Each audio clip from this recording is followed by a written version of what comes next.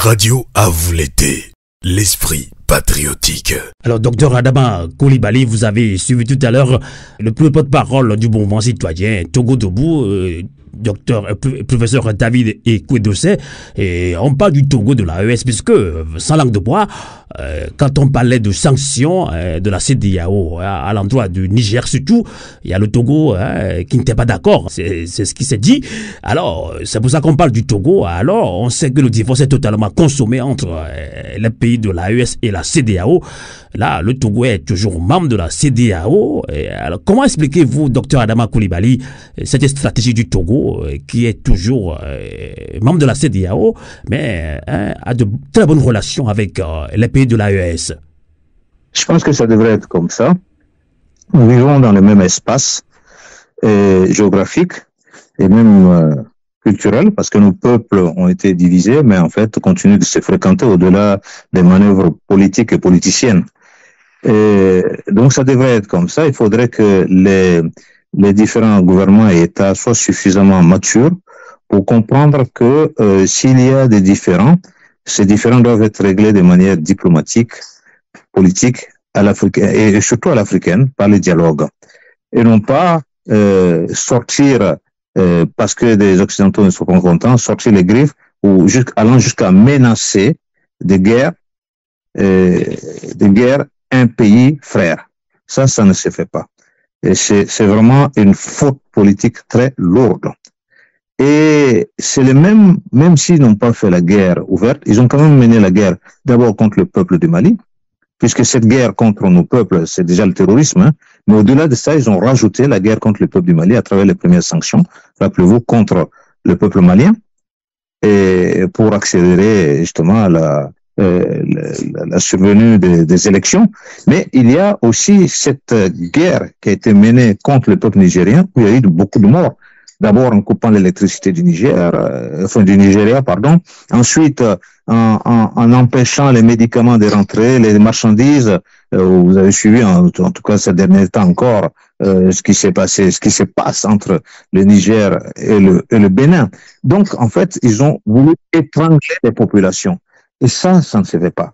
Et donc, quand une organisation se met à faire cela, eh bien, ça veut dire que cette organisation est devenue une organisation, je pourrais même une organisation qui va à l'encontre des peuples, puisque c'est criminel. Donc, puisque les actes qui ont été posés sont des actes criminels, totalement injustes, inhumains et même criminels.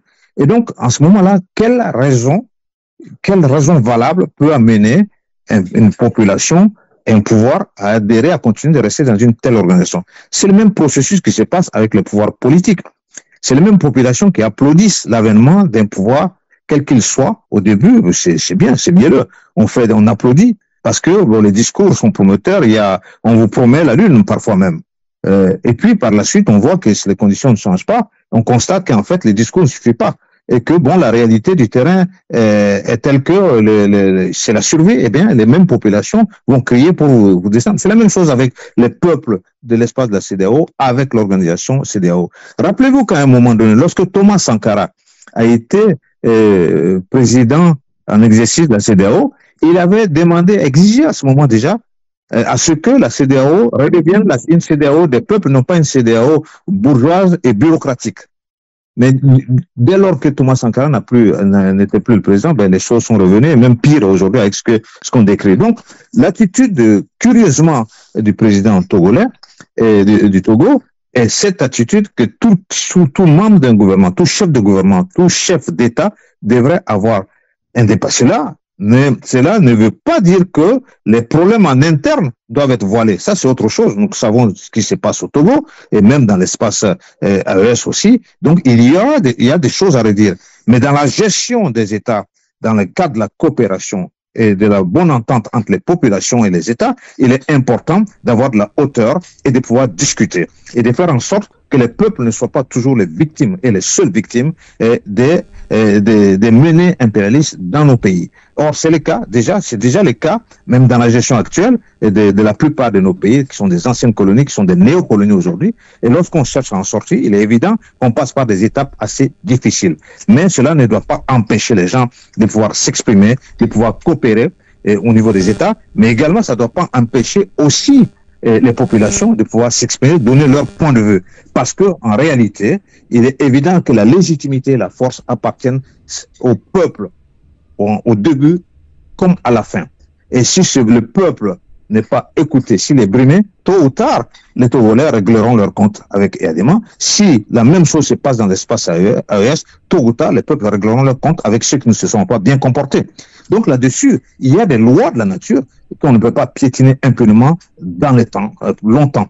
Donc là-dessus, on peut s'étonner de cela, mais je pense que ce qui s'est passé à la CEDEAO ne veut pas dire que tous les chefs d'État de la CEDEAO étaient d'accord. Donc c'est ça que ça montre aussi. Et c'est une organisation totalement moribonde aujourd'hui. Mais au départ, qu'est-ce qui s'est passé avec la CEDEAO? C'est que les chefs d'État, les militaires, Sénékounché et d'autres, quand ils avaient mis ça en place, mais c'était pour que les peuples de la région puissent circuler librement et vivre en paix et coopérer pour un développement, pour le progrès et pour justement la prospérité. Mais ça a été trahi. Et donc, ce qui se passe avec l'AES, c'est un espoir, c'est un nouvel espoir. Mais si il n'y a pas derrière une adhésion réelle des populations et des structures organisées des représentants de ces populations, eh bien, ça va être difficile à mettre en œuvre. J'insiste sur le fait que seuls les peuples ont le dernier mot. Toujours. Tout à fait. Et si les peuples ne sont pas impliqués, non pas seulement dans les meetings, mais dans la vie de tous les jours, se sentir concernés, être écoutés, être libres, pouvoir circuler, pouvoir travailler, ça ne marchera pas. Or, il faut impérativement que cela marche. Parce que on a suffisamment attendu, et ce qui ne va pas, il faut corriger ça. Et c'est ce que la CEDEAO n'a pas su faire. Et donc, on connaît ce qui se passe. Nous avons souvent largement discuté de ce qui se passe au Togo. Et nous avons discuté de ce qui se passe aussi dans beaucoup d'autres pays. Il y a des choses qui ne sont pas acceptables. Vous avez évoqué tantôt la question du sommet, de la conférence panafricaine qui va être organisée prochainement, qui est en préparation au Togo, conférence à laquelle d'ailleurs beaucoup de ministres, y compris des affaires étrangères, y compris des pays de l'AES, sont impliqués. Si mes informations sont bonnes, eh bien, ça pose problème pour nous autres que nous battons aussi depuis longtemps. C'est très bien que les États se saisissent de ça. Mais il faut que ce soit surtout les peuples qui soient instruits de cela, et que les peuples soient respectés, soient libres, et que les gens qui sont en prison pour des raisons politiques puissent être libérés, et qu'ils puissent apporter leur contribution aussi dans la réflexion globale. Et il n'y a pas un panafricanisme des chefs d'État et un panafricanisme des peuples par ailleurs. Donc, ce que nous voulons, c'est une Afrique véritablement souveraine, véritablement libre, véritablement prospère au profit de tous les fils de l'Afrique. Et non pas de quelques-uns qui restent longtemps au pouvoir, tout le temps au pouvoir, qui font des coups d'État, multiformes, que ce soit institutionnels, que ce soit militaires, alors que les militaires, comme les politiques, sont issus du peuple. Et donc, ils sont redevables au peuple. Et lorsqu'ils sont aux affaires et qu'ils ont décidé de prendre les affaires en main, ils doivent servir les peuples et non pas seulement se servir. Et donc, c'est ça le problème. Tout à fait. Par contre, quel qu'il soit, il faut qu'ils aient de la hauteur pour pouvoir coopérer, pour pouvoir discuter et ne pas se menacer, ne pas provoquer de la guerre. Parce que les populations sont déjà en guerre permanente contre la misère, contre la faim, contre la survie. Et pour la survie, pardon. Tout donc, à fait. Dessus, eh bien, il faut que cette population-là pense et comprenne qu'il y a un véritable espoir, une véritable espérance pour adhérer à ce qui se passe dans la durée. Et c'est ça qui va nous sauver. Tout à fait. Alors, à Kissing Descend, je ne sais pas si vous voulez également réagir par rapport au Togo, qui est toujours membre de la CEDEAO, mais a de très bonnes relations avec les pays de l'AES. Professeur David Ekwe Dossé, elle a dit tout à l'heure, on doit quand même faire attention parce qu'il y a toute une manipulation du gouvernement togolais qui se dit panafricain. Est-ce que vous avez une réaction, puisque j'ai une question sur l'économie même, qu'on doit prôner au niveau de l'AES, à Kissingessan? Écoutez, le Togo, pour moi, vous savez, le Togo a installé à travers EADEMA, enfin le Togo que je connais depuis mon enfance jusqu'à aujourd'hui, et ils ont installé une brutalité, ils se sont substitués à la colonisation, et ils ont installé une brutalité sans nom. Et ces gens eux-mêmes, cette famille EADEMA, sont des gens qui se sont laissés manipuler, qui ont ciré les pompes des Occidentaux, qui ont léché les bottes et les chaussures jusqu'à ne même plus avoir de langue, tellement ils ont usé de leur bassesse pendant des décennies et des décennies. Aujourd'hui, qu'est-ce qui continue d'amener le Togo aussi bas? Le fils. Déjà, l'arrivée du fils. Non, mais attendez, on n'est quand même pas sur un trône, quand même, le Togo. Le Togo appartient à tous les Togolais. Et donc, de quel droit les Eyadema s'installent à la tête de ce pays, ne le lâchent pas et usent de toute leur capacité pour abrutir les Togolais? C'est quand même incroyable. Bien, écoutez, si ils veulent, ils essayent, s'ils veulent rester d'un côté, un pied dans comment dirais, avec le pays de l'AES, et de l'autre côté, en restant avec les Occidentaux, alors que lui-même, par son comportement, le fils Eyadema vient de faire un coup d'État constitutionnel. Donc, quelque part, il est pour les coups d'État.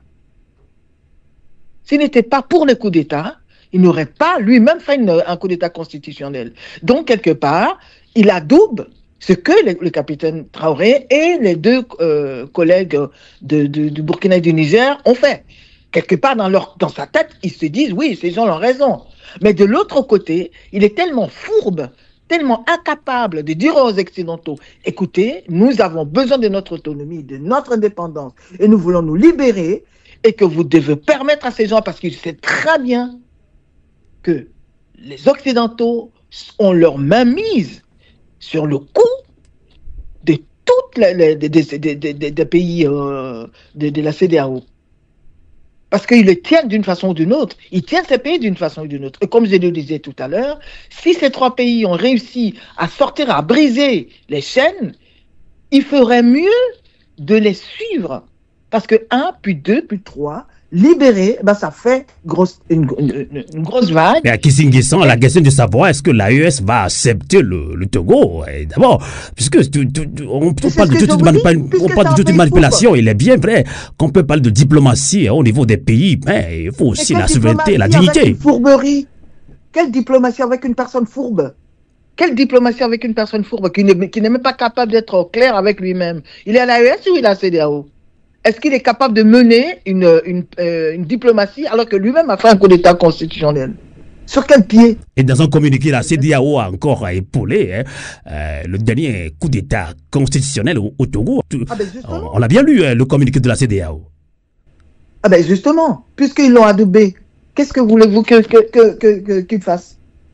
Donc il va jouer double face, à mon avis, hein. D'accord. Alors on a tout compris également. Hein. Le professeur David Dossé l'a dit tout à l'heure, tout est question de manipulation, on doit faire beaucoup attention quand même au Togo. À mon avis, le Togo n'est pas clair. Ce que je veux dire, le Togo n'est pas clair parce que lui-même dans sa politique n'est pas clair. Ok. Alors, dans ce débat, on va continuer le débat sur l'AES. Hein. Ce premier sommet de l'AES sous le signe de rupture et souveraineté également. Alors, à Kissinguissan, vous avez toujours la parole. Hein. En général, l'Afrique regorge de ressources naturelles devant relever son économie. Bon nombre de pays africains ne sont pas industrialisés, ça c'est clair. Alors, selon vous, à Kissinguissan, comment les pays de l'AES abordent-ils ou devraient traiter cette question? On doit arriver à industrialiser nos États. Mais moi, j'ai un petit peu entendu certains discours du capitaine Traoré qui appelle sa population à retourner à la terre et à travailler d'arrache-pied. Et je crois aussi que dans les relations, parce qu'on parlait de gagnant-gagnant à un moment donné, dans les relations avec les personnes avec lesquelles acceptent l'AES dans leur politique, je pense qu'il y a un moyen, par exemple la Russie, pour ne pas citer, je crois que ces pays-là sont prêts à soutenir le pays de l'AES à installer leur industrie. Et puis, je crois que, tu sais, On peut pas. Je crois qu'il y a quand même peut-être encore plein de choses à faire, à mettre en place, une politique, une structure à mettre en place. On peut pas comme ça venir du jour au lendemain Tout à installer fait. des usines. Mais à Kissinguessan, sans langue de bois, je vais vous poser cette question. Après 60 ans, ou bien plus de 60 ans d'indépendance, qu'est-ce qui empêche les pays africains d'être industrialisés? Qui les empêche, selon vous? Nous le savons. Nous le savons on était dans un corsage avec le franc CFA qui a fait que là, il n'y avait pas possibilité d'installer un pays industrialisé. Et puis, il y a aussi cette confiance. Combien de fois on n'a pas entendu où les Africains sont, vous savez, il y a des choses qui sonnent quand même dans la tête. C'est des paresseux, c'est ci, cela. Vous savez, ce qu'ils ont, les Occidentaux ont taillé comme corsage aux Africains a joué énormément sur leur mental. Parce que 90%, qu'est-ce que c'est une usine d'abord pour 90% des Africains? Qu'est-ce que c'est? On ne sait pas ce que c'est. C'est juste du travail. Et encore, les pays, les États africains, les quelques usines qui sont installées là-bas, utilisent les Africains comme des esclaves. Donc déjà ça, il y a toute une politique qui doit être mise en place pour que les gens profitent de ces structures-là. Or, rien n'est mis en place aujourd'hui. Pendant 60 ans, on n'a fait que amener, encore aujourd'hui, on n'a fait que transiter nos produits vers Kissinguessan, est-ce que ce n'est pas surtout la mauvaise foi des dirigeants africains, puisqu'on a tendance à accuser tout le temps l'Occident? Non, attendez. Moi, je suis absolument... Je suis d'accord qu'on peut partager les torts. Qu'en partie, effectivement, il y a des Africains qui ont été responsables. Mais qui sont ces Africains-là? Nous sommes en train de les dénoncer. Ils font des coups d'État et ils sont avec les Occidentaux. Ils respectent pas leur population. Ils sont, comme on dit, soumis au dictat de l'Occident. Donc, à quel moment on va réclamer, à quel moment on va installer des usines? Si les gens trouvent, dans mon pays où on est premier producteur du cacao, si mon gouvernement trouve normal de faire travailler ses paysans et envoyer le chocolat, le cacao, comment on dit, brut, en France, par exemple. S'il trouve ça, mais dans quelle mesure il est capable de... Vous comprenez ce que je veux dire? On comprend bien, on comprend. C'est un système qui a été mis en place, à mon avis. C'est un système qui a été mis en place. Et comme je l'ai dit, ce corsage taillé sur mesure qui empêche les gens de réfléchir, amener ce qu'on vit aujourd'hui, le franc CFA, le fait de toujours promettre aux pays africains, on va faire ceci, on va faire cela, mais que ça n'arrive pas.